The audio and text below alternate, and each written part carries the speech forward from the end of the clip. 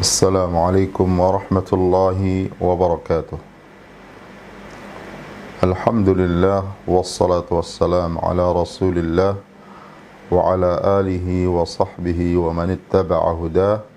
Amma ba'du. Pertama kita bersyukur kepada Allah Subhanahu wa taala bahwa Allah Subhanahu wa taala telah anugerahkan kita nikmat yang sangat banyak, terutama nikmat iman dan Islam, nikmat hidayah menjadi umat Nabi Muhammad sallallahu alaihi wasallam. Salawat dan salam kepada Nabi kita yang mulia, Nabi Muhammad sallallahu alaihi wasallam, yang telah membimbing kita kepada jalan Islam dan menunjukkan kita jalan keselamatan di dunia dan di akhirat. Dijelaskan oleh sahabat Ali bin Abi Thalib radhiyallahu ta'ala anhu, seperti yang diriwayatkan oleh Imam Abu Dawud, juga Imam Darqutni di dalam sunannya, juga Imam Baihaqi di Sunan Kubra.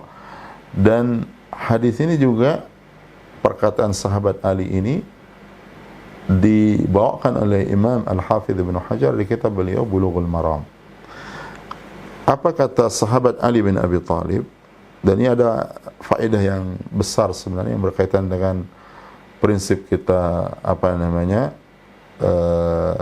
melaksanakan syariat. Beliau mengatakan, "Lau kana ad-dinu bir-ra'yi lakana asfalal khaffi aula bil mashi min a'lahu." Beliau mengatakan, andaikan agama itu semata pendapat, semata akal, ya bukan berarti akal itu tidak punya porsi dalam agama. Ada porsinya akal, ada porsinya pendapat. Oleh karena itu ada ijtihad para ulama.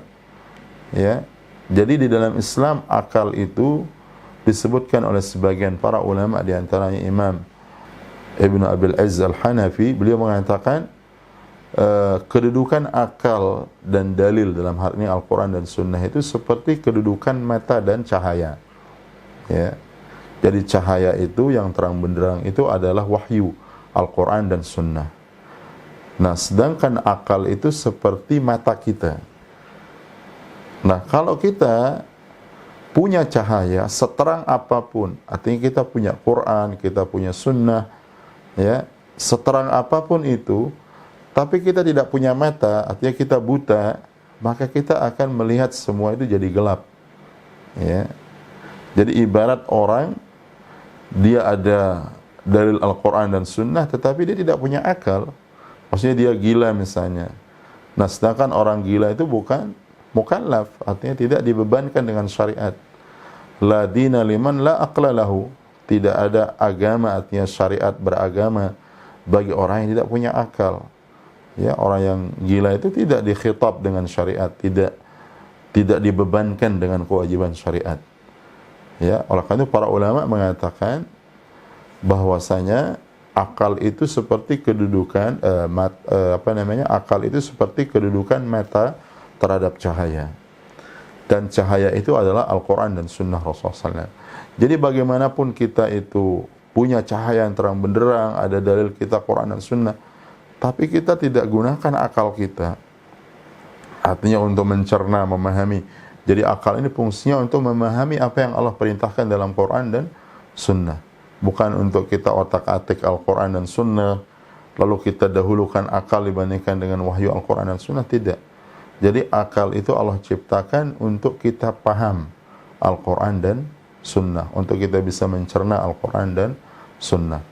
Nah, kemudian juga sebaliknya, bagaimanapun orang itu punya akal, ya, atau dia punya mata, misalnya yang mata ini atau akal ini diibaratkan seperti mata, tapi dia buta, tidak melek, tidak bisa melihat, ya, tidak bisa melihat, maka dia tidak bisa akan melihat sekelilingnya. Jadi walaupun cahayanya terang benderang, tapi dia tidak punya seperti tadi, tidak punya akal atau tidak punya mata, dia tidak akan bisa melihat. Sebaliknya, walaupun dia melek, dia punya mata, dia bisa melihat, ya, tidak buta, tapi dia tidak punya cahaya, tidak punya Al-Quran dan Sunnah, tidak punya wahyu, tidak punya dalil, ya, dia bisa dimasukkan ke dalam ruangan yang gelap, dia tidak buta tapi dia gelap, tidak ada cahaya sama sekali, dia tidak akan bisa melihat. Jadi baru kita bisa melihat terang benderang apa yang kita lihat itu kalau ada mata kita yang melek melihat dan juga ada cahaya yang terang. Dengan itu kita melihat. Nah, itulah kata para ulama kedudukan akal di dalam Islam. Ya, karena ada sebagian mengatakan dalam Islam itu akal itu tidak berfungsi. Semuanya harus taat, semuanya harus diterima. Tidak. Ada yang masuk akal juga dalam syariat itu, ada yang tidak masuk akal.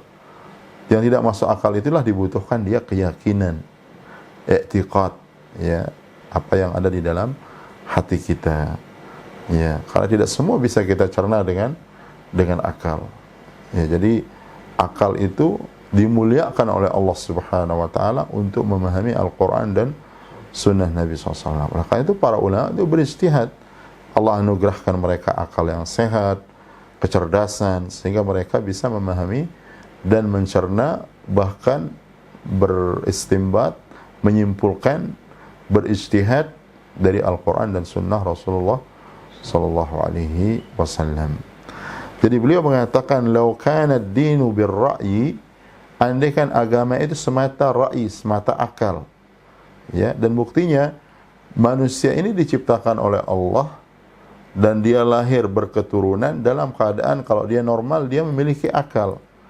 Tetapi Allah dengan hikmahnya tetap mengutus para nabi dan para rasul dan menurunkan kitab-kitab suci, dan itu sebagai penegasan bahwa akal semata tidak menjadikan orang itu dapat hidayah.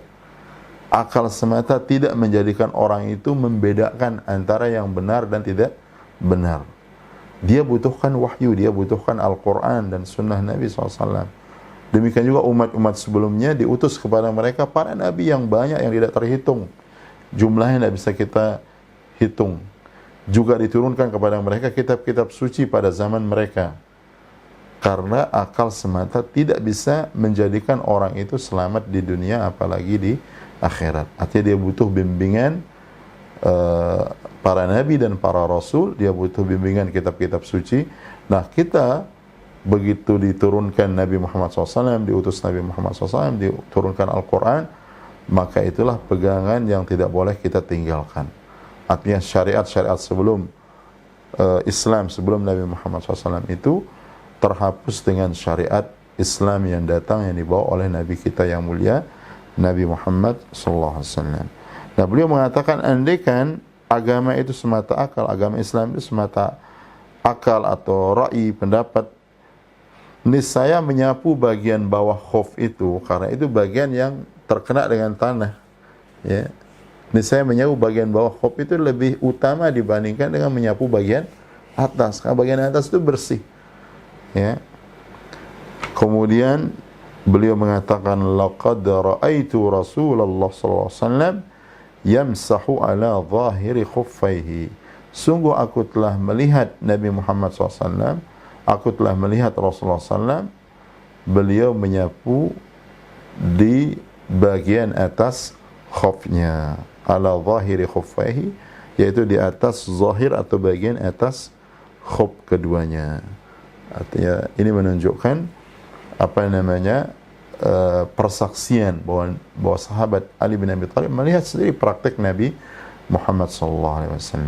Nah, oleh karena itu kita orang-orang yang sudah mukallaf, apalagi sudah jadi orang tua, sudah dewasa, ya, kita berusaha kalau kita tahu praktek ibadah atau ilmu tertentu kita amalkan.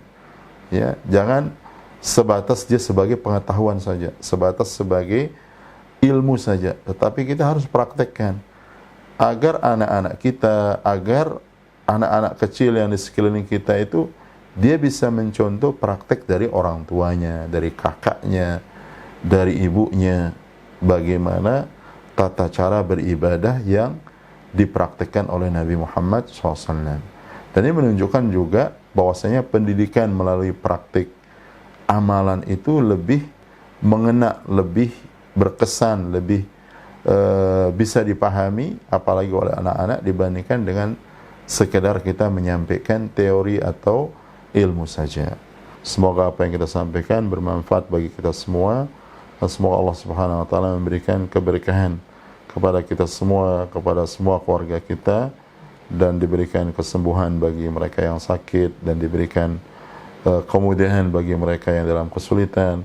Dan semoga Allah Subhanahu wa taala mengumpulkan kita di surga Firdaus yang tertinggi bersama orang-orang kita cintai, sebagaimana Allah Subhanahu wa taala mengumpulkan kita di majlis yang mulia ini. Wa sallallahu ala nabiyyina Muhammad wa ala alihi wa sahbihi wa sallam, wa akhiru da'wana anil hamdulillahi rabbil alamin. Wassalamu alaikum warahmatullahi wabarakatuh.